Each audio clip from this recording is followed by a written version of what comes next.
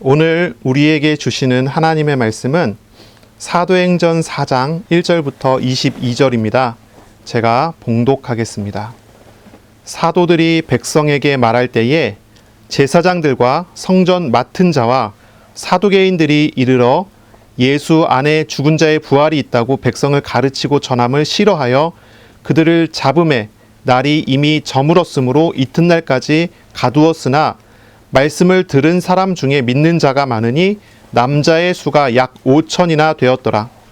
이튿날 관리들과 장로들과 서기관들이 예루살렘에 모였는데 대제사장 안나스와 가야바와 요한과 알렉산더와 및 대제사장의 문중이 다 참여하여 사도들을 가운데 세우고 묻되 너희가 무슨 권세와 누구의 이름으로 이 일을 행하였느냐?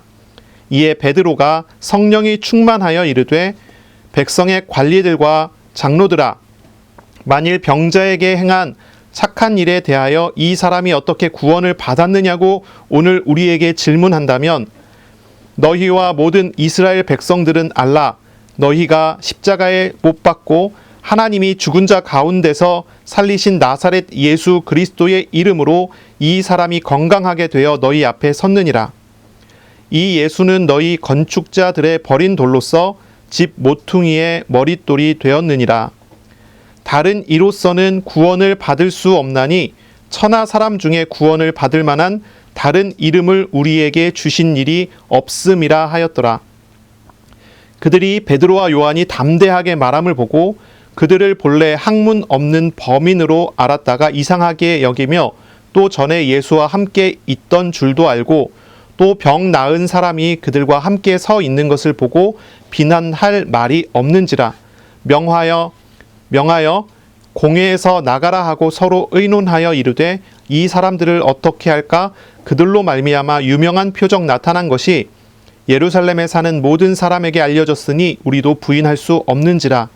이것이 민간에 더 퍼지지 못하게 그들을 위협하여 이후로에는 이 이름으로 아무에게도 말하지 말게 하자 하고 그들을 불러 경고하여 도무지 예수의 이름으로 말하지도 말고 가르치지도 말라 하니 베드로와 요한이 대답하여 이르되 하나님 앞에서 너희 말을 듣는 것이 하나님의 말씀을 듣는 것보다 옳은가 판단하라. 우리는 보고 들은 것을 말하지 아니할 수 없다 하니 관리들이 백성들 때문에 그들을 어떻게 처벌할지 방법을 찾지 못하고 다시 위협하여 놓아주었으니 이는 모든 사람이 그 된 일을 보고 하나님께 영광을 돌림이라. 이 표적으로 병 나은 사람은 40여세나 되었더라. 아멘. 오늘 말씀은 사도행전 4장 1절부터 22절입니다. 막을 수도 감출 수도 없는 복음이라는 제목으로 우리가 함께 하나님의 말씀을 나누겠습니다. 이 베드로와 요한의 삶 그리고 사역은 베드로와 요한의 삶과 사역은 숨길 수가 없는 막을 수가 없는 복음이 드러나는 그런 사역이었습니다. 속담이 있죠. 종자는 못 속인다. 뭐 이런 속담이 있어요. 이제 다르게는 콩 심은 데 콩 나고 팥 심은 데 팥 난다. 뭐 이런 얘기죠. 어떤 종자를 심었느냐에 따라서 그 열매가 맺어지는 것은 당연한 것입니다. 베드로와 요한이 복음을 가지고 하나님과 동행하는 사람이잖아요. 그러니까 하나님과 동행하는 사람에게 당연한 하나님께서 맺어주시는 열매가 나타나는 것이 당연한 것이지요. 우리에게 하나님이 계시다면, 우리에게 하나님이 함께 하시는 것이 사실이라면 우리 또한 하나님의 시간표에 따라 하나님께서 함께 하시는 증거가 우리의 삶과 우리의 현실 속에 드러나고 나타나게 되어 있습니다. 우리는 이런 질문을 해야 됩니다. 정말로 내 안에 예수께서 계신가? 라는 질문을 해야 돼요. 열매를 보면 그 나무를 알 수 있는 것처럼 우리의 삶에 나타나는 열매를 보면 우리가 어떤 사람인 줄 알 수 있어요. 우리에게 정말로 하나님께서 함께 하신다면 하나님이 함께 하시는 열매와 증거들이 나타나는 것이 당연한 것이고 당연한 것입니다. 내가 정말로 예수님께 연합하여 예수님과 함께 있는 것이 맞다면 우리는 자연스럽게 저절로 열매 맺는 은혜를 누리게 되는 것이지요. 만약에 내가 그런 사람이 아니라 그렇다면 정말로 예수님을 영접해서 마음에 구원하시는 하나님을 만나야 합니다. 오늘의 본문은 복음을, 예수님을 감추고 막으려고 하는 사람들과 또 숨길 수 없는 복음을 증거하는 사도들의 메시지가 담겨져 있습니다. 오늘 저와 여러분이 이 말씀을 듣고 묵상할 때 우리 안에 역사하시는 막을 수 없는 하나님과 하나님의 사역이 우리의 삶에, 우리의 현실 속에 나타나는 그런 은혜가 있기를 바랍니다. 아멘. 자, 오늘 본문에 보시면요, 사도들이 백성에게 말하고 있을 때 제사장들과 성전 맡은 자와 사두개인들이 왔습니다. 베드로의 설교를 듣고자 많은 사람이 모였어요. 그 이스라엘의 예루살렘에 사는 사람들, 그리고 때마다 절기마다 성전을 방문하는 유대인들은 다 아는 한 사람, 나면서부터 하반신 장애가 있었던, 못 걸었던 바로 그 사람이 치유가 돼갖고 뛰고 서서 걷고 하나님을 찬양하는 모습을 사람들이 봤기 때문에 이게 도대체 무슨 일인가 하여 베드로와 요한에게 몰려들었죠. 그래서 솔로몬의 뜰에 많은 사람들이 몰려들었어요. 그 결과 성전 맡은 자들, 그리고 사두개인들, 제사장들이 개입하게 됩니다. 이 성전 경비대장, 성전 맡은 사람은요, 성전 뜰의 질서 유지를 위해서 일해야 했지요. 하지만 그것은 표면적인 이유였고, 2절에 보면은 왜 그 사람들이 베드로와 요한에게 왔는지가 나오죠. 예수 안에 죽은 자의 부활이 있다고 백성을 가르치고 전함을 싫어했기 때문에, 예수님이 부활했다는 바로 그 선포에 반감을 가지고 있었기 때문에 이 베드로와 요한을 잡고자 한 것입니다. 이 사람들은 예수님을 재판하고 십자가에 못 박아 죽인 바로 그 사람들이었어요. 불과 몇 주 전입니다. 불과 7주, 8주 정도밖에 지나지 않은, 약 2달 정도밖에 시간이 지나지 않은 그런 상황이었던 것 같아요. 이들 사두개인 제사장들은 어떤 사람들입니까? 여전히 로마 당국과 결탁한 사람들이었습니다. 예수님의 권위와 능력이 자신들의 권력과 충돌해서 자신들이 힘과 권력과 부를 다 잃어버릴까 두려워했기 때문에 예수님을 죽였던 이들이었습니다. 예수님께서 유월절 기간에 성전에 오셔서 성전을 청소하셨잖아요. 성전을 뒤집어 엎으셨습니다. 장사하는 상을 엎으시고 사람들 쫓아내시고, 내 집은 만민이 기도하는 집이라 하였거늘 너희가 강도의 소굴로 만들었구나 하시면서 성전을 청소하셨어요. 그것을 지켜보던 많은 유대인들은 예수님이 하시는 그 청소의 사역을 보며 이것이 바로 성전을 정결하게 하는 바른 일이다라고 칭송하고 칭찬을 했습니다. 바로 그때 거기에 걸림이 됐던 사람들은 바로 이 사람들이었어요. 성전 맡은 자와 대제사장과 사두개인들입니다. 이 사두개인이라고 하는 사람들은 제사장 사독의 후손이라고 해서 제사장 가문에 있던 사람들이고 유대인의 지도자들입니다. 그러니까 이 성전과 관련되어 있는 사람들이 다 여기에 있는 거죠. 그래서 이 사람들이 예수님께 무슨 권위로 바로 이런 일을 했느냐라고 물어봤을 때 예수님께서는 세례 요한의 세례가 하늘로부터냐 사람으로부터냐라고 질문하심으로 그들의 어떤 유도신문을 피하기도 했었죠. 이들은 결국 예수님을 십자가에 못 박아 죽이는 그런 일을 했습니다. 이들의 목적은 자신들의 힘, 자신들의 부, 자신들이 성전을 좌지우지하는 바로 그 일들을 계속 유지하기 위해서입니다. 자신의 권력을 유지하기 위해서, 자신의 힘을 유지하기 위해서, 다시 말해서 자신이 가지고 있는 그 우상, 하나님과 바꿀 수 없는 바로 그 돈, 그 우상, 그 힘, 그 권력을 계속 유지하기 위해서 예수님이 그리스도실지라도, 예수님께서 하나님이실지라도 용납할 수 없다는 그런 태도를 가지고 있던 거예요. 그래서 예수님을 죽이기까지 했었던 이 사람들입니다.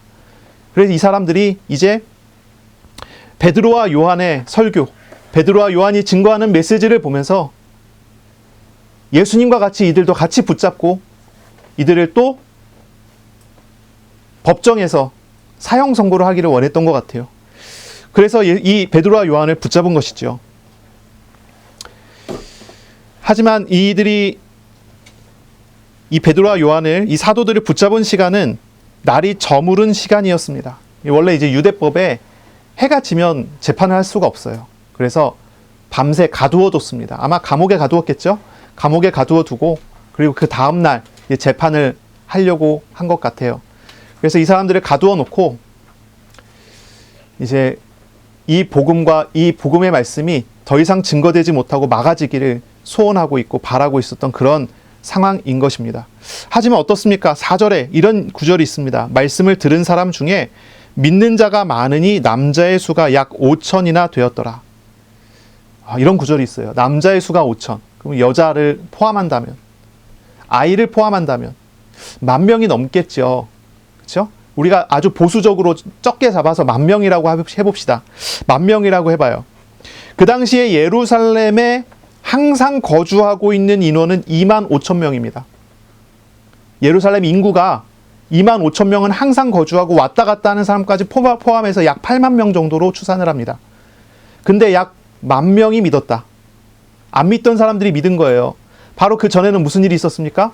120문도가 기도했을 때, 그리고 오순절날에 성령 받은 사람이 3,000명의 제자가 나왔죠. 3,000명의 성도가 나왔죠. 그리고 여기에 10,000명이 더해진 것입니다. 그러면은 예루살렘이라고 하는 그 도시 안에, 큰 도시가 아니잖아요. 작은 도시인데 그 도시 안에 예수님을 믿는 사람들이 그렇게 세워져 가고 예루살렘의 교회가 세워져 가고 있는 그런 상황이 되는 거예요. 엄청나죠? 이 숫자는 상당한 숫자입니다. 유대 지도자들은 이 복음을 막기 위해 베드로와 요한을 감옥에 가두었지만, 하지만 복음이 증거되고 퍼져나가는 그런 일들은 막지를 못하는 것이지요. 대부분의 사람들이 다 알고 있었던 한 장애인의 치유, 그리고 이어진 베드로의 설교는 사람들을 예수님을 영접하여 성령을 받게 하는 일로 이어졌습니다.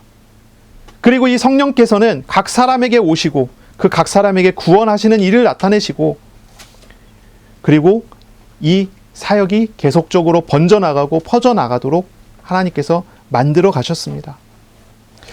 이 밤에 이루어지는 이 일은 우리에게 사실 굉장한 메시지를 주고 있어요. 사역자인 베드로와 요한은 사로잡혀 가두어졌지만, 하지만 복음은 가둬지지 않습니다.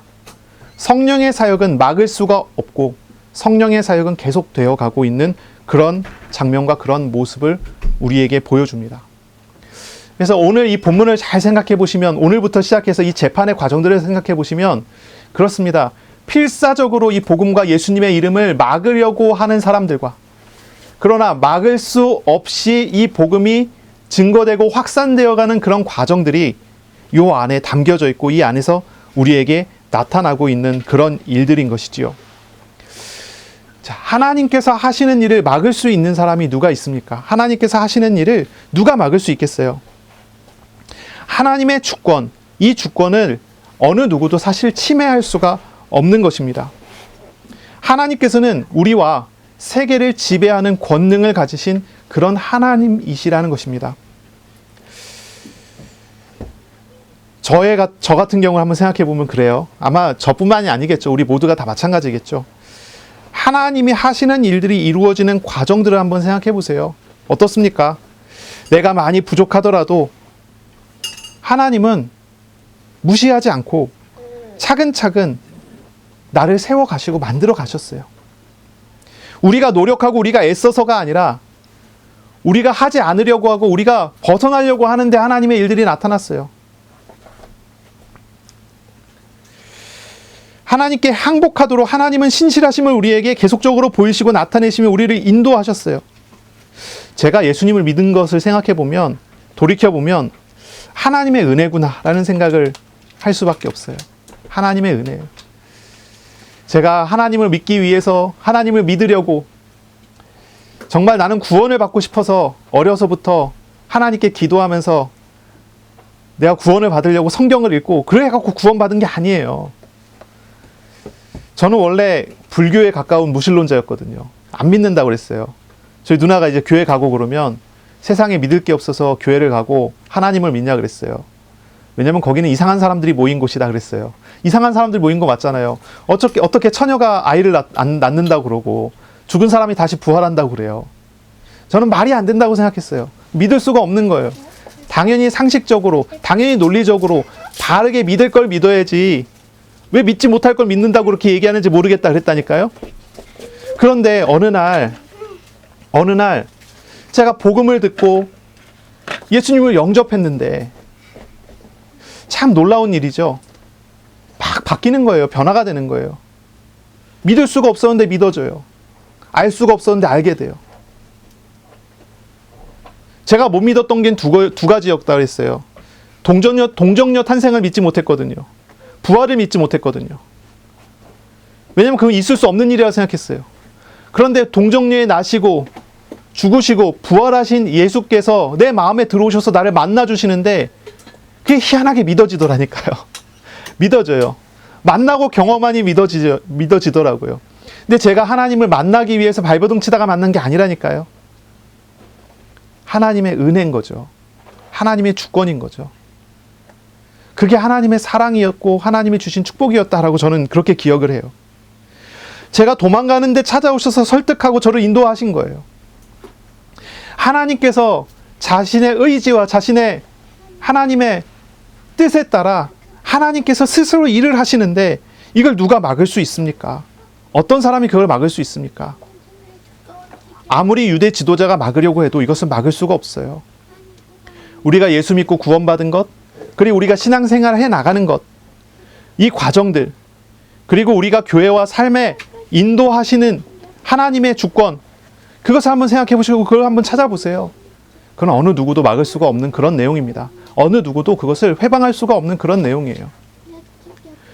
하나님께서 나를 향한 어떤 계획을 가지고 계시는지, 그리고 나를 어떻게 인도하실는지 하나님은 우리에게 말씀으로 주십니다.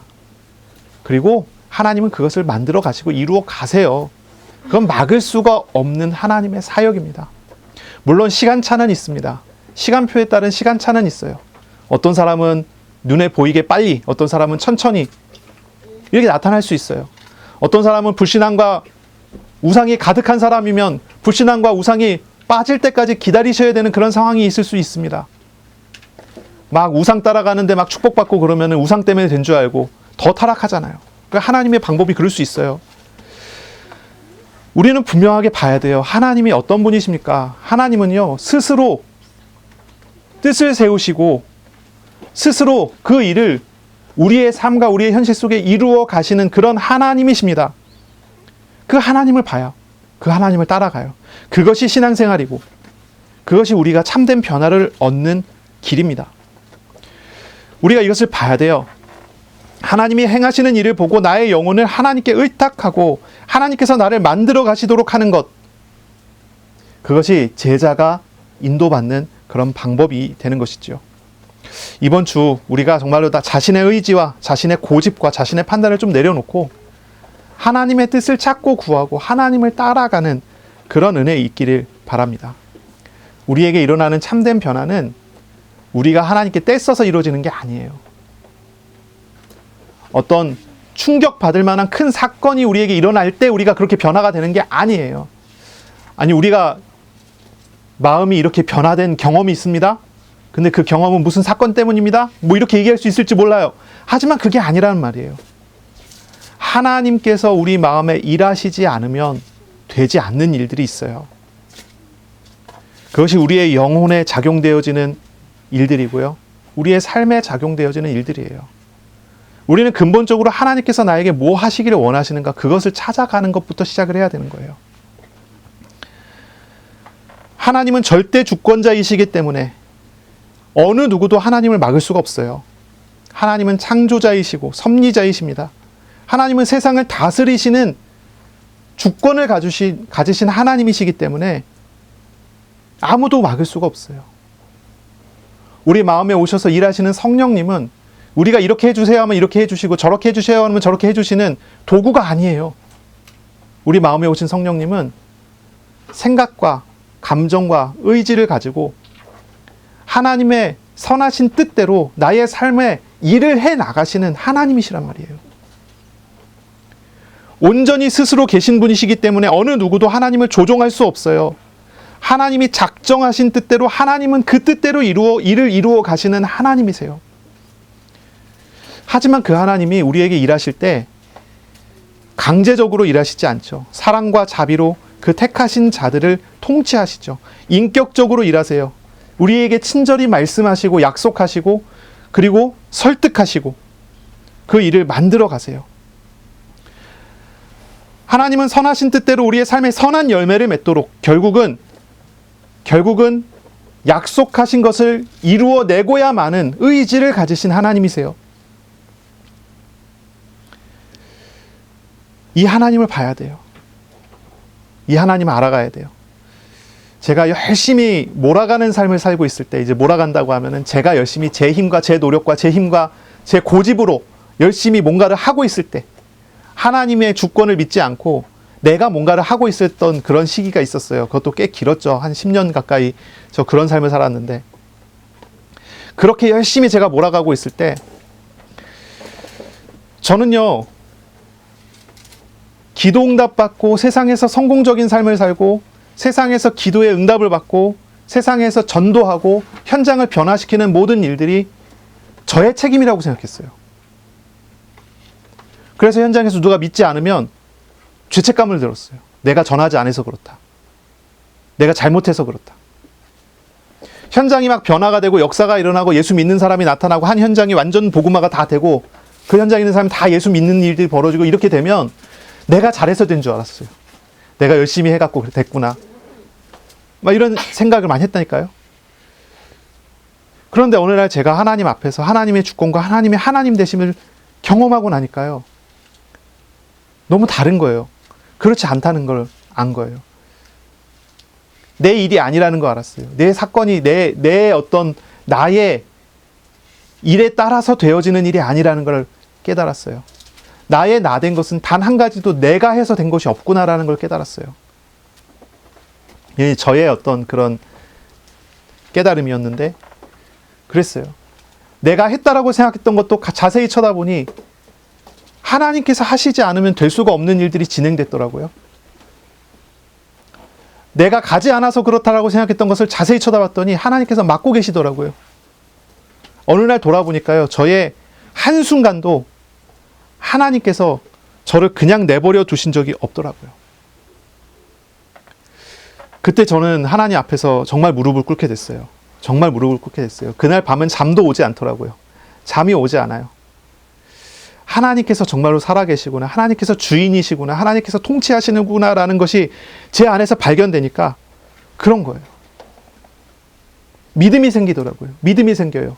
하나님을 믿는 믿음이 생겨요. 그 전까지는 하나님을 안 믿었어요. 저를 믿었죠. 기도하고 있는 나의 노력을 믿었지 하나님을 믿지 않았단 말이에요. 물론 이제 그때 당시 이랬어요. 하나님을 믿는 믿음 조금, 나를 믿는 믿음 이만큼.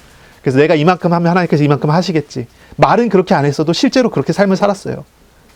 그런데 그게 아니더라고요. 하나님을 믿는 진짜 믿음이 나와요. 내가 하나님의 일을 회방하더라도 하나님은 하나님의 일을 하시는구나라는 것이 나의 삶에 그게 나타나기 시작했어요. 드러나기 시작했어요. 내가 하나님 앞에서 죄를 짓고 있는데도 하나님은 나를 위하여 일을 하고 계시는 것들이 나에게 나타나는 걸 보는 거예요. 바뀌어지는 일들이 나타나는 거예요. 저는 제가 문제당하고 시험당하는 거는 내가 잘못해서 그렇다고 생각했어요. 내가 문제당하고 시험당하는 건 내가 제대로 기도하지 않아서 그렇다. 내가 영적 싸움을 하지 않아서 그렇다. 그러나 지금부터 내가 영적인 싸움을 하고 귀신을 쫓아내고 내가 지금부터 하나님을 붙잡고 기도하고 24시간 기도하면서 24시간 성령 충만하면 이런 문제가 다 없어질 것이다. 그래서 예수는 그리스도고 그리스도는 모든 문제 해결자다. 나는 그리스도만 붙잡겠다. 내가 붙잡으면 될 줄 알았다니까요. 그런데 하나님을 믿는 믿음이 생기고 다시 보니까 나에게 나타난 문제가 하나님께서 나를 사랑하셔서 나에게 허락하신 일이더라고요. 눈이 바뀌었어요. 눈이 바뀌었어요. 문제가 있다고 생각했으면 문제를 해결해달라고 기도했었는데 바뀌었어요. 문제가 있으니까 문제를 허락하시고 문제 가운데 함께 하시는 하나님을 알아가기 시작했어요. 문제 속에서 하나님께서 주신 응답을 누리기 시작을 했어요. 이게 변화되었던 저의 모습이었죠. 우리는 이 사실을 알아야 돼요. 하나님의 주권을 우리는 알아야 돼요. 하나님의 주권은 어떤 이야기입니까? 정말로 하나님이 지금 일하고 계신다는 것입니다. 하나님의 섭리라는 말은 무엇입니까? 하나님께서 지금 단 하나도 하나님의 손을 벗어나 있는 하나님의 통치를 벗어나 있는 것이 단 한 가지도 없다는 그런 이야기입니다. 내가 잘하는 건, 내가 잘 못하는 건, 내가 죄를 짓는 건, 내가 넘어지는 건, 내가 일어나는 모든 것까지도 하나님께서 허락하시지 않으면 일어나지 않고, 하나님은 나를 사랑하시고 선하신 뜻을 가지고 계시기에 그런 것조차도 나에게 허락하셔서 나를 만들어 가신다는 바로 그것입니다. 하나님의 주권을 정말로 아는 사람은 이것을 압니다. 결국 나를 저 높은 것 천국의 삶까지 인도하시고야만은 하나님을 알아가는 것입니다. 현재 우리가 어느 자리에 있더라도 우리의 영혼의 주님이신 하나님께서 우리를 인도하신다는 사실을 믿으시기를 바랍니다. 아멘. 여전히 우상과 여전히 죄로 말미암아 갈등하고 있는, 우리가 많이 얽매여져 있는 그런 삶을 살고 있는 사람들이 있어요. 사실 대부분 다 그렇죠. 우상이 없는 사람이 없어요. 전부 우상 따라가죠. 어떤 사람은 사실 자신은 우상이 없고 하나님만 믿는 것 같은 어떤 그런 경건한 모습을 보여주지만 사실 그런 사람 다 바리새인 같은 사람이에요. 외식이에요. 위선적인 거죠. 어떤 목사님이 이런 얘기를 했어요. 목사 100년 하면 하나님 되냐. 그게 무슨 말이죠? 인간은 구제불능이에요. 구제불능입니다. 인간은 그런 존재예요. 목사님 100년 하면 하나님 안 돼요. 목사님 100년 하면 여전히 죄 짓는 인간일 뿐이에요. 100년 동안 하나님과 동행했어요. 그럼 101년째 다시 죄를 짓는 게 사람이에요. 육신을 떠나기 전까지는 어쩔 수가 없어요. 인간이 가지고 있는 이 원죄라는 것이 그런 종류예요. 그게 인간이란 말이에요. 그러니 우리는 여전히 많은 우상들을 가지고 있을 거예요. 사람마다 다 그럴 거예요. 가장 앞에 서 있는 목사도 그렇습니다. 맨날 우상 생각해요. 우상 따라가요. 그러다가 돌이켜갖고 하나님 앞에 무릎 꿇죠. 하나님, 제가 죄인입니다. 이러면서 이제 무릎 꿇는데, 하나님께 날마다 저는 돌이키지 않으면 안 되는 저 안에서 본성적으로 올라오는 죄들이 있단 말이에요. 나의 영혼이 싸우지 않으면 안 되는 그런 죄가 사람에게 다 있는 거예요. 그런데 그런 속에서 우리는 살아가고 있어요. 그것이 인생이고 그것이 우리의 삶이에요. 그럼에도 불구하고 하나님께서 용납할 수 없는 우상 따라가는 사람임에도 불구하고 하나님께서는 어떻게 하십니까? 함께 하세요. 은혜 주세요. 하나님께서 복 주세요. 인도하세요. 결국 그런 사람을 하나님의 자녀답게 하나님께서 계속 만들어 가세요. 하나님의 주권이고 하나님의 은혜인 거예요. 하나님은 이스라엘을 광야에 데리고 갔어요. 그리고 광야에서 하나님은 이스라엘을 제사장 나라답게 만들어 갔어요. 그것이 40년이에요. 그때 하나님이 하신 일이 무엇입니까? 하나님의 주권을 보여주셨어요. 하나님이 주인이시라는 걸 가르쳐 주셨어요. 하나님이 하나님이라는 걸 보여주셨어요. 그 하나님이 이스라엘과 함께 한다는 걸 보여주셨어요. 이스라엘은요, 하나님의 신실하심을 광야 속에서 계속 경험하게 했어요. 모든 삶이 불만투성이고 우상투성이고 죄투성이었는데 그 모든 삶 중에 하나님은 한 번도 이스라엘을 버려두지 않고 하나님의 신실하심을 나타내셨어요. 먹을 거 없다 그러니 만나 주시고, 물 없다 그러니 물 주시고, 고기 없다 그러니 하나님께서 메추라기 주시고, 춥다 그러니까 하나님께서는 밤마다 불기둥을 세워주시고, 덥다 그러니까 하나님께서 구름기둥을 세워주세요. 40년을 하나님이 동행하시면서 이스라엘이 하나님의 신실하심을 경험하게 했어요. 자신들은 여전히 우상이 가득한 자인데도 불구하고 하나님은 신실하신 분이시구나. 하나님은 우리를 저 복된 땅, 가나안 땅, 우리로 얘기하면 뭐죠? 저 복된 하나님의 나라, 저 천국으로 결국은 나를 인도하시고야 마는 그런 하나님이시구나라는 것을 이스라엘이 다 경험하게 했어요. 만약에 이스라엘이 자신이 죄진 대로 심판받는다고 하면은 광야에서 살아남을 사람이 단 한 명도 없었겠죠. 그러나 하나님께서 주시는 은혜는 그렇지 않았던 거예요. 우리가 정말로 알아가야 될 것이 무엇이겠습니까? 아무도 막을 수 없는, 아무도 감출 수도 없는 하나님의 신실하심, 하나님의 주인 되심, 하나님이 주권자 되심을 우리는 알아가야 돼요. 그것을 봐야 돼요. 유대 지도자들은 베드로와 요한을, 사도들을 감옥에 가두었습니다. 그러나 복음은 가둬지지 않습니다. 하나님의 작정하신 일들은 계속 이루어집니다. 이 유대 지도자들은 이 복음을 막기 위해서 예수님을 십자가에 못 박아 죽였습니다. 그리고 사도들도 붙잡았습니다. 사도들도 죽이려고 했습니다. 그러나 이 복음의 일들은 전혀 막히지 않아요. 계속 확산되고 더 확산되어 갔을 뿐이지요. 이런 비슷한 일들이 역사 속에 계속 있었어요. 로마 시대 때 10대 황제를 통해서 기독교 대박해가 일어났습니다. 다들 생각하기로 기독교는 끝났다라고 생각했지만 그랬습니까? 그렇지 않았어요. 오히려 기독교는, 복음은 살아 활동하고 313년에 콘스탄틴 황제가 자신이 기독교인이다라고 공인을 했어요. 기독교의 박해 시대가 끝나게 되는 거죠. 하나님의 일들, 하나님의 주권을 누가 막을 수가 있겠습니까? 그 하나님을 알아가시기 바랍니다. 하나님을 찾아가시기 바랍니다. 하나님은 오래 참고 인도하심으로 우리에게 믿음을 갖도록 인도하시는 하나님이십니다. 우리가 하나님을 경험하게 되므로 하나님의 신실하심을 알아가게 되므로 믿음으로 세워져 갈 수 있도록 우리를 인도하실 거예요. 우리에게 있는 시험과 문제들은 비록 우리의 연약함으로 인해 온 문제들이 대부분일 것입니다. 하지만 하나님은 그 가운데서까지 함께 하심으로 하나님을 온전하게 알아가게 하시고 하나님과 동행하는 믿음의 삶으로 우리를 세워가시고 우리를 그렇게 인도하시는 하나님이십니다. 자, 5절을 볼까요? 사도행전 4장 5절입니다. 이튿날 관리들과 장로들과 서기관들이 예루살렘에 모였는데 그랬어요.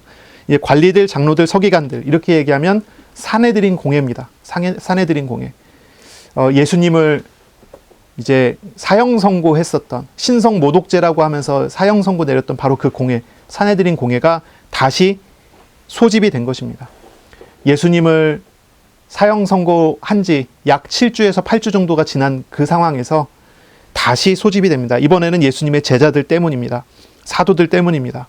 거기에는 누가 있습니까? 대제사장 안나스와 가야바와 요한과 알렉산더와 대제사장의 문중이 다 참여했습니다. 이들이 사도들에게 물어봤습니다. 너희가 무슨 권세와 누구의 이름으로 이 일을 행하였느냐? 이렇게 질문을 합니다. 이 사람들이 누구의 이름으로 무슨 권세로 이런 일이 행해졌는지 모르고 이렇게 질문한 건 아니에요. 알아요. 봤어요. 경험했어요. 목격했어요. 이 사람들도 다 목격자들입니다. 이 사람이 어떻게 일어났는지 어떻게 됐는지 베드로가 설교하는 거 옆에서 다 들었으니까 다 싫어했죠. 그렇죠? 이 사람들이 다 목격자예요. 알고 있지만 왜 이걸 다시 물어볼까요?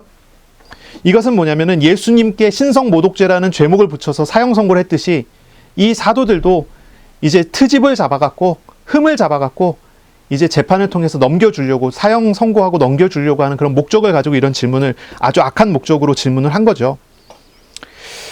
이 질문에 대해서 베드로가 어떻게 대답합니까? 성령이 충만해서 말을 합니다. 이 성령 충만하여 대답했다라고 하는 말, 이거 우리 이제 그 요한복음 14장을 통해서 15장을 통해서 우리가 들었던 그 메시지를 좀 생각해 보면 될 것 같아요. 성령께서 오셔서 어떻게 하십니까? 가르쳐 주십니다. 생각나게 하십니다. 할 말을 가르쳐 주실 것이다 했어요.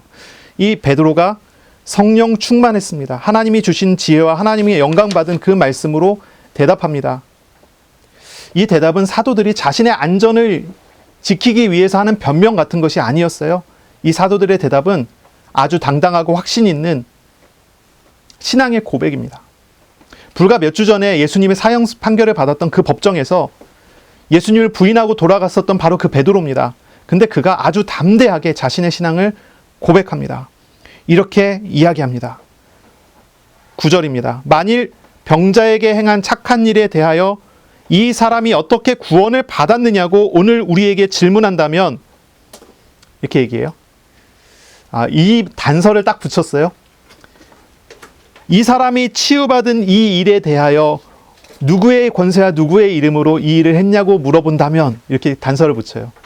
아무도 부인할 수 없고 부정할 수 없는 증거를 두고 이야기를 합니다. 너희와 모든 이스라엘 백성들은 알라. 너희가 십자가에 못 박고 하나님이 죽은 자 가운데서 살리신 나사렛 예수 그리스도의 이름으로 이 사람이 건강하게 되어 너희 앞에 섰느니라. 예수의 이름으로 됐다라고 선포를 하는 거죠. 그러면서 11절에 이 예수는 너희 건축자들이 버린 돌로서 집 모퉁이의 머릿돌이 되었느니라. 이렇게 이야기해요. 그러면서 아주 요절이죠. 중요한 메시지를 합니다. 다른 이로서는 구원을 받을 수 없나니 천하 사람 중에 구원을 받을 만한 다른 이름을 우리에게 주신 일이 없음이라. 아주 예수 그리스도의 유일성에 대해서 신앙 고백을 하는 거예요. 이 베드로의 성령 충만, 이건 뭡니까? 오직 예수라고 하는 것입니다. 이 성령 충만했다, 오직 예수 했다라는 그런 말이죠. 어떤 사람들은 성령 충만이라고 하니까 좀 이상하게 생각하는 사람도 있어요. 그렇죠? 우리가 뭐 지난주에 영안, 그러니까 귀신 보는 거를 영안으로 생각하는 사람이 있다고 얘기했잖아요. 그런 거 비슷해요. 성령 충만이다. 우리 안에 성령께서 오셔서 충만하게 역사하신다 이렇게 얘기하니까 뭐 어떻게 생각하냐면 이렇게 생각하는 거예요. 귀신이 어떤 사람에게 빙의해서 귀신이 그 사람을 조종하는 것처럼 성령께서 내게 오셔서 성령께서 나를 조종하시는 게 아닌가, 이렇게 성령 충만을 생각하는 사람이 있어요. 근데 그런 거 아니죠. 그런 거 아니에요. 성령 충만은요, 내가 로봇처럼 되는 게 아니에요. 성령 충만은 우리가 우리의 자신의 주장을 내려놓고 인격적이신 하나님과 함께 하는 거예요. 하나님과 교제하고 하나님의 마음을 배워 하나님의 마음이 내 마음 되어 내가 그 하나님의 마음으로 삶을 살아가는 거죠. 그 하나님의 마음으로, 하나님의 생각으로 그것을 배웠기 때문에 선포하는, 말하는 그것이 성령 충만한 어떤 그런 사역이 되는 것이죠. 성령 충만은 분명한 그런 부분입니다. 겸손히 자기를 부인하고 자기 의견을 주장하지 않고 하나님이 하신 것을 따라가는 것, 그것이 성령 충만이죠. 성령 충만하면 굉장히 겸손해져요. 사람이 겸손해집니다. 성령 충만하면 돌아다니고 설치지 않아요. 우리가 가끔 어떻게 TV라든지 어디에서 이렇게 그 소식을 듣는 어떤 이상한 단체들이 있잖아요. 그런 단체에서는요, 성령 충만한다 그러면요, 사람이 막 난리를 치고 돌아다니잖아요. 내가 성령 충만했으니까 막 확신 있게 하는 것처럼 막 하는데 굉장히 교만하고 막 그런 사람들이 있잖아요. 그거 성령 충만이 아니에요. 성령 충만은 겸손한 거예요. 내가 내려놔지는 거예요. 성령 충만하면 세상과 나는 간 곳 없고 구속한 주님만 보이는 것이 성령 충만이에요. 베드로의 설교를 들어보세요. 베드로가 내가 뭐 했다 이런 얘기 하나도 없습니다. 베드로의 설교를 봐요. 예수님만 증거되죠. 예수님만 나와요. 자신의 행위나 자신의 경건이 없어요. 그에게는 오직 예수 그리스도의 이름만 있어요. 가장 낮은 곳에 내려오셨고, 그리고 가장 높은 곳 하나님 우편에 앉아 계신 예수님만 베드로에게 있어요. 우리를 구원하시는 오직 한 이름인 예수 그리스도에 대한 고백이 베드로의 설교 중에 나타나요. 성령 충만하면요, 정말 나는 아무것도 아니구나, 그러나 하나님이 나와 함께 하시는구나라는 알아요. 그걸 알아요. 그래서 겸손해져요. 그래서 겸손해지는 거예요. 하나님은 우리를 로봇처럼 만들지 않아요.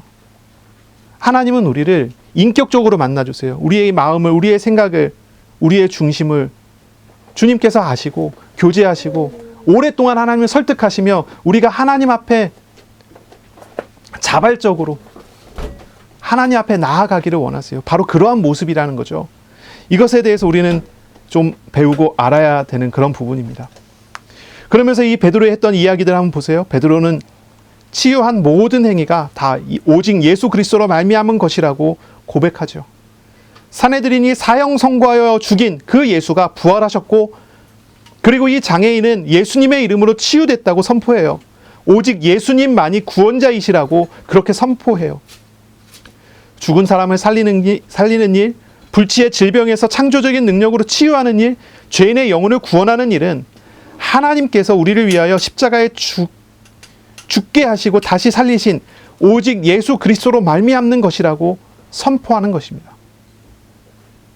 이런 선포가 이루어져요. 그러면서 이어서 11절 얘기하죠. 건축자들의 버린 돌이 머릿돌이 됐다고 선포하는데 바로 이것은 시편 118편 22절의 인용입니다. 이것은 이제 본래 과거의 이스라엘 민족이 여러 민족들에게 멸시당했었지만 하나님이 그들을 선택하셨고 이스라엘 통해서 하나님이 하나님 되심을 열방에 보이셨다라고 하는 그러한 고백에 대한 비유예요. 그래서 다른 민족들이, 다른 사람들이, 이웃들이 지켜봤을 때는 별 볼 일 없어 보여서, 건축자들이 봤을 때는 별 볼 일 없어 보여서 내다 버렸어요. 그런데 하나님께서는 그것을 주춧돌로, 머릿돌로 하여서 그것으로 하나님의 나라를 세워가세요. 바로 이 비유 자체는 이렇습니다. 산헤드린이 십자가에 사형시켜버린 쓸모없어 보이고 볼품없어 보였던 그 돌 같은 예수님이 결국은 하나님으로부터 가장 높은 자리, 하나님 우편에 앉으신 그리스도라고 선포한 바로 그거예요. 가장 낮은 자리로 오셨지만 그러나 그분은 가장 높은 분이세요. 바로 그분이 우리에게 구원을 주시는 유일하신 한 분, 유일하신 이름이라고 이야기를 하는 거예요. 우리는 다른 모든 종교들을 다 존중합니다. 그렇죠? 우리가 다른 종교 멸시하고 그러지 않습니다. 다른 종교들 다 존중해요. 하지만 죄 사함과 구원에 대해서는 오직 한 분 그리스도께만 속한다고 우리는 믿습니다.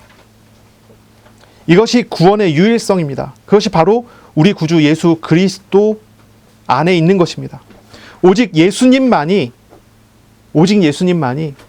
하나님을 떠나 있는 사람들을 구원하기 위해 하나님으로서 인간이 되어 오신 분이시기 때문입니다. 오직 예수님만이 죄 없으신 분으로서 십자가에서 죄인들을 대신하여 죽고 다시 부활하신 생명으로 살아계신 분이시기 때문입니다. 바로 오직 예수님만이 지금도 부활의 능력으로 살아계셔서 택한 자에게 찾아와 만나주시고 죄 없이 함을 주시고 부활 생명으로 영생을 주시는 하나님이시기 때문이에요. 오직 예수님만이 그렇습니다. 세상에 어느 누가 죽은 사람을 살릴 수 있습니까? 어느 누가 죽은 자를 살리기 위해 대신 죽는 일을 누가 합니까? 세상에 어느 누가 하나님을 만나게 하기 위해 하나님께서 인간으로 오시는 그런 선택을 하십니까? 그것이 하나님의 방법이고 하나님의 구원입니다. 모든 종교는 다 거래를 합니다. 이만큼 정성을 들이면 이만큼 대가를 받습니다. 거래를 해요. 그래서 불교에 가서 10,000번 절하는 것과 10만 번 절하는 것이 응답이 다른 것입니다. 무당 찾아가고 부적 붙이는 것이 5만 원짜리와 10만 원짜리가 효과가 다른 거예요. 굿도 마찬가지죠. 모든 종교는 그렇게 대가를 주고 대가를 받아요. 하지만 우리 하나님이 그러십니까? 대가를 준다라고 친다면 멸망시켜야 하는 그러한 존재들에게 멸망이 아니라 긍휼을 베푸시는 하나님, 그 하나님의 사역이 아니겠어요? 하나님은 베드로를 통해 선천적 장애인을 고치셨어요. 예수의 이름으로 이 선천적 장애인을 고쳤습니다. 왜 그렇습니까? 그 이름만이 타락되어 부패되어 죽어버린 영혼을 구원하는 유일한 이름이기 때문이에요. 사람을 죄에서 대속하셔서 구원하시는 유일하신 하나님의 이름이기 때문이에요. 바로 이 예수의 이름은 감출 수도 없고 막을 수도 없는 진리입니다. 그것이 진리입니다. 지금도 하나님은 예수의 이름으로 영혼을 구원하시고 예수의 이름으로 천국의 문을 열어가세요. 내 안에 바로 이 예수님께서 함께 하시고 내 안에 이 예수의 이름이 있다면 그것은 감출 수가 없고 막을 수가 없습니다. 하나님은 그 사람을 드러나게 하실 것입니다. 나타나게 하실 것입니다. 낭중지추라고 하는 말이 있어요. 주머니 속의 송곳이라는 얘기예요. 물론 이 고사성어에서는 어떤 의미로 쓰이냐면은 사람이 재주를 가지고 있으면 그 재주를 숨길 수가 없게 된다라는 그런 의미로 쓰여요. 그렇죠? 이걸 우리가 조금 다른 의미로 한번 생각해 보세요. 우리 안에 예수의 이름이 있다면 그걸 숨길 수 있겠습니까? 저는 확실히 믿습니다. 우리가 우리 안에 계신 예수의 이름을 숨기기 위해서 아무리 노력을 해도 결국은 숨길 수 없이 드러내는 하나님의 일을 보여주실 것입니다. 요나가 그랬습니다. 요나. 하나님의 이름을 숨기기 위해서 저 땅끝, 스페인 끝으로, 저 포르투갈 끝인가요? 도망을 갑니다. 그러나 그렇게 되지 않습니다. 하나님께서 그 사람을 결국은 니느웨에 세워 거기에서 하나님의 말씀을 증거하게 하죠. 내 안에 계신 예수가 진짜 예수시라면, 내 안에 계신 하나님이 정말로 나와 함께 하신 것이 사실이라면 그건 숨길 수가 없어요. 하나님이 드러내시고 나타내십니다. 시험 중에 있고 어려움 중에 있고 갈등 중에 있으신 분 계시지요? 괜찮습니다. 우리 안에 예수님 정말로 계시면 우리 주님께서 우리와 함께 하심을 우리의 삶에 나타내시고 보이실 것입니다. 하나님은 우리를 만들어 가실 거예요. 우리의 연약함과 우리의 부족함에도 불구하고 하나님은 우리를 세워 가실 것입니다. 그 하나님을 우리는 알아가기를 바랍니다. 자, 그 다음부터 또 이어지는 말씀이 있습니다. 13절에 볼까요? 그들이 베드로와 요한이 담대하게 말함을 보고 그들이 본래 학문이 없는 범인인 줄 알았다가 이상하게 여기며 또 전에 예수와 함께 있던 줄도 알고 또 병 나은 사람이 그들과 함께 서 있는 것을 보고 비난할 말이 없는지라. 이 얘기는 무엇입니까? 이 유대 지도자들이요, 인정했어요. 인정했습니다. 하나님이시구나. 예수가 구원자이시구나, 메시아시구나. 그리고 그 증명으로서 표적으로 나타낸 이 병 나은 사람 보고 아무 말도 하지 못합니다. 여기서 아무 말도 못합니다. 그리고 명하여 공회에서 나가라 합니다. 왜냐하면 자기들끼리 이제 의논하고 싶었어요. 그래서 나가 있어라 그러고 자기들끼리 모였습니다. 그리고 이야기합니다. 이 사람들을 어떻게 할까? 이렇게 유명한 표적이 나타난 것이 예루살렘에 있는 모든 사람에게 다 알려졌으니 우리도 부인할 수 없다. 이 태도가 참 희한하죠. 그렇죠? 이런 말씀을 들었다면, 그리고 예수가 정말로 유일하신 구원자시라고 하는 그 증거와 그 사실을 목격해서 봤다면 정상적인 모습과 태도는 어떻습니까? 마음을 돌이켜 나도 예수를 믿어야 되겠다 해야 되잖아요. 그렇죠? 근데 이 사람들은 어떻게 하냐면 부인할 수가 없으니 더 퍼지지 않도록 어떻게든 다시 한번 막아보자 라는 태도로 나가게 돼요. 17절입니다. 이것이 민간에 더 퍼지지 못하게 그들을 위협하여 이후에는 이 이름으로 아무에게도 말하지 말게 하자 하고 또 그들을 불러 경고합니다. 도무지 예수의 이름으로 말하지도 말고 가르치지도 말라 이야기합니다. 예수님이 하나님이신 것, 예수님이 그리스도신 것을 다 보았고 알았으면서 그 예수의 이름을 어떻게든 막으려고 하는 그런 모습이죠. 그때 이 베드로와 요한이 대답합니다. 하나님 앞에서 너희 말을 듣는 것이 하나님의 말씀을 듣는 것보다 옳은가 판단하라. 우리는 보고 들은 것을 말하지 아니할 수 없다 라고 합니다. 그랬더니 이 관리들이 다시 방법을 찾으려 했지만 찾지 못하여 위협만 하고 놓아줍니다. 그리고 22절에 나오죠. 이 표적으로 병 나은 사람이 약 나이가 40세쯤 된 사람이다 라고 이렇게 증거로 이렇게 나타내는 그런 모습이죠. 사내들인의 결론은 이랬습니다. 먼저 사도들은 처벌할 수 없습니다. 왜냐하면 유명한 표적을 통해서 진실이 나타났기 때문에 처벌할 수 없습니다. 백성들을 두려워하였기 때문에 처벌할 수 없습니다. 온 백성들이 하나님을 찬양하고 하나님께 영광 돌리는 모습을 보니 할 수가 없습니다. 유대 지도자들이 그들을 처벌하게 되면은 큰일이 벌어지겠죠. 그렇죠? 최대 8만 명 정도 되는 데서 약 2만 명 가량 되는 예수 믿는 사람들을 어떻게 감당하겠어요? 이제 이런 상황이 나오는 그런 모습이죠.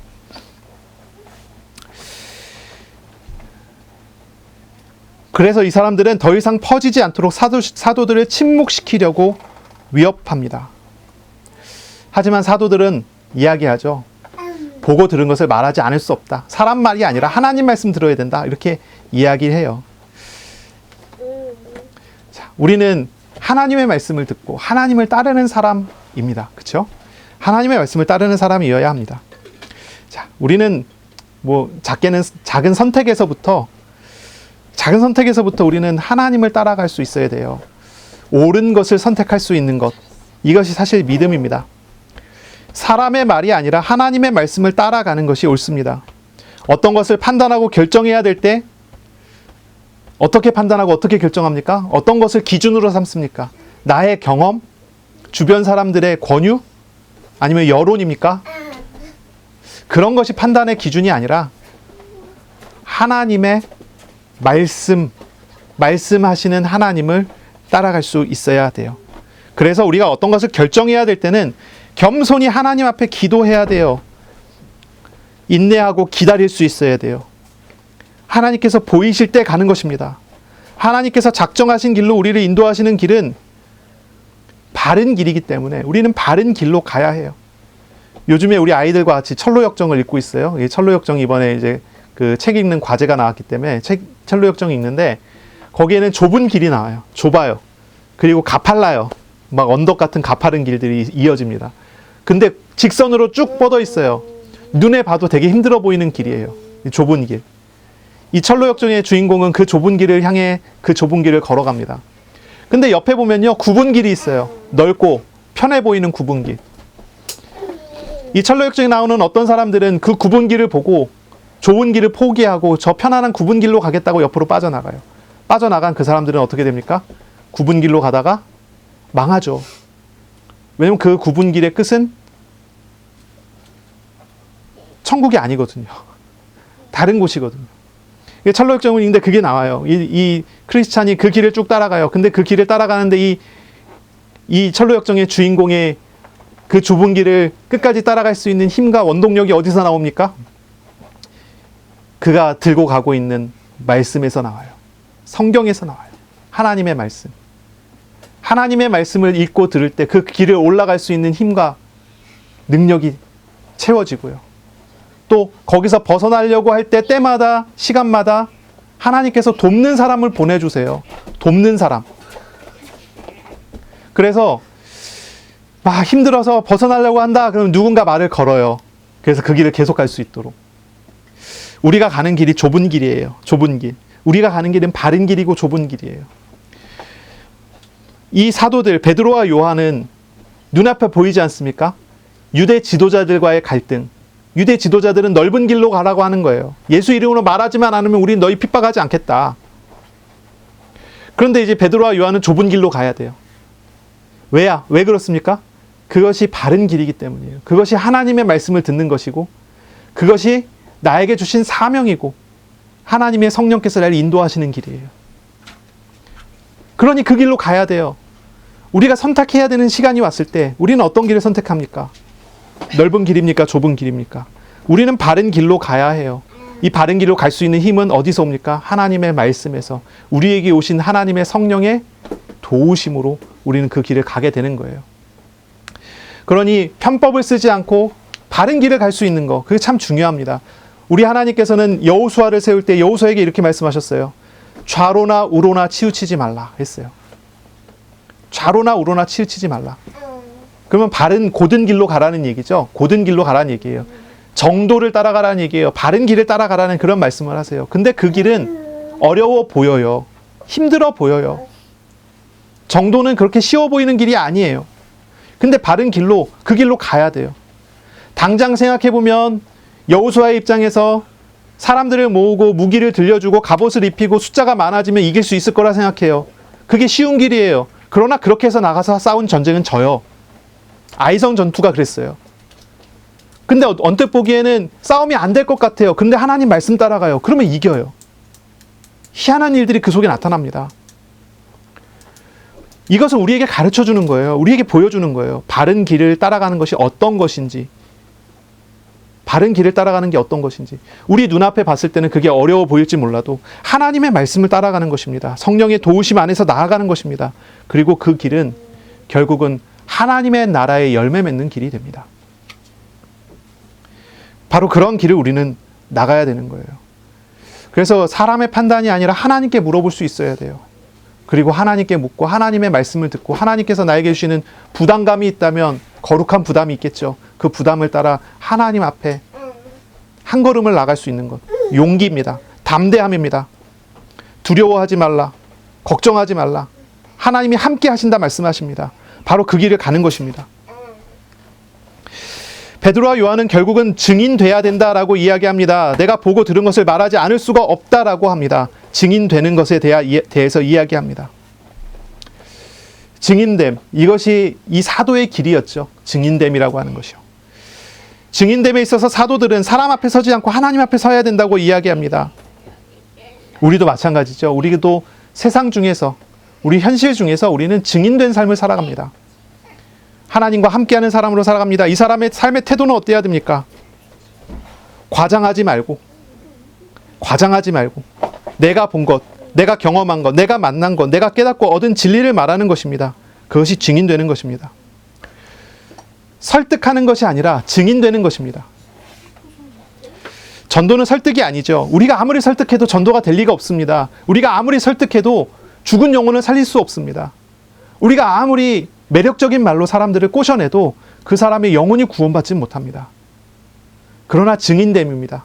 나와 함께 하시는 하나님께서 나를 이끌어서 나에게 말하게 함을 통해 하나님께서 그 사람에게 찾아오시고 만나주시고 구원하시는 일들, 그것이 증인됨입니다. 그러므로 우리는 겸손히 주님 행하시는 일을 기대하고 주님을 따라가게 된다면 우리의 삶 속에서 증인되는 열매도 나타나게 됩니다. 사람 앞에 서지 않고 하나님 앞에 서는 거예요. 과장하지도 않고 있는 모습 그대로 나오는 겁니다. 내가 부족하면 부족한 모습 그대로. 막 누군가 만나서 전도하려고 그러면은 막 자기 꿈이잖아요. 막 어떻게 꾸밉니까? 나에게 지금 안 되는 일들은 다 숨기고 옛날에 잘 됐던 일들이 나인 것처럼 해갖고 예수 믿었더니 다 잘 풀렸어 막 이러면서 얘기하죠. 속이는 거죠. 근데 그렇게 하는 게 아니에요. 겸손히 뭡니까? 하나님은 살아서 지금 나와 이렇게 함께 하십니다라고 하는 것을 증인되어 말하는 것, 겸손히 말하는 것, 그게 증인되는 거예요. 열매가 있고 없고는 하나님의 주권 속에 있어요. 열매를 우리가 생각할 필요가 없어요. 우리는 증인되어 살아가는 것입니다. 증인됨을 우리는 준비할 수 있어야 되겠죠? 어떻게 증인됨을 준비합니까? 하나님께서 살아 계신 것을, 나와 함께 하신 것을 경험해 나가는 것이 증인됨을 준비하는 것입니다. 하나님을 경외하는 내가 되는 것이 증인되는 것입니다. 그것이 증인됨이에요. 첫 시작입니다. 하나님을 경험하지도 않은 사람이 어떻게 증인이 됩니까?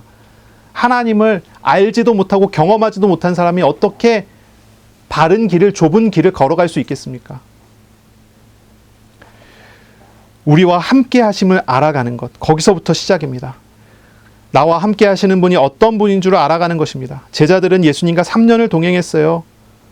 그래서 베드로가 이렇게 말할 수 있는 거예요. 증인되었기 때문에. 내게 오신 예수님이 어떤 분인지 내가 경험하고 알아가는 그 과정들, 그것이 우리가 증인됨을 준비하는 내용이고 우리의 삶이 세워져 가는 내용이 됩니다. 그리고 또한 증인됨의 준비는요, 이제 구체적으로 조금 이제 실천적으로 이야기한다면 말씀과 자료를 준비하는 것입니다. 말씀과 자료를 준비하세요. 내게 오신 예수님을 증거할 수 있는 전도 자료, 전도지, 쪽성경 이런 것을 준비하셨다가 하나님의 시간표에 맞춰 하나님께서 만나게 하시는 사람에게 전달해 주는 것, 증인되는 거죠. 그렇죠? 그리고 그를 위해 기도하는 것, 이게 증인되는 거예요. 말 잘하면 증인 잘 되고 말 잘 못하면 증인 못 되고 그렇지 않습니다. 전혀 그렇지 않아요. 어떤 사람이, 이제 제가 이게 어느 간증집에서 읽었는데 어떤 사람이 자살하려고 기찻길에 누웠답니다. 근데 어디서 종이 한 장이 휙 날라서 얼굴에 탁 맞았대요. 이게 뭐야? 딱 봤더니 전도지예요. 수고하고 무거운 짐진 자들아 다 내게로 오라. 내가 너희를 쉬게 하리라.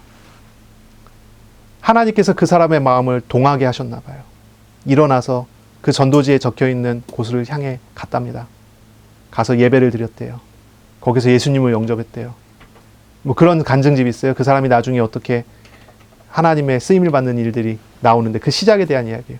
전도지 한 장, 사실 아무것도 아닌 것 같죠. 하지만 하나님께서 일하시고자 한다면 그걸 통해서도 하나님은 증인되게 하세요. 그걸 통해서도 하나님 사람 살리게 하세요. 작은 것부터 시작하는 거예요. 내가 하나님과 동행하는 삶을 살고 하나님을 내가 더 알아가면서 그리고 나에게 만나는 사람들에게 전달할 수 있는 자료를 준비하고 말로 전달하든지 자료로 전달하든지 이것을 통해서 우리가 나에게 오신 예수님이 증거될 수 있도록 하는 것입니다.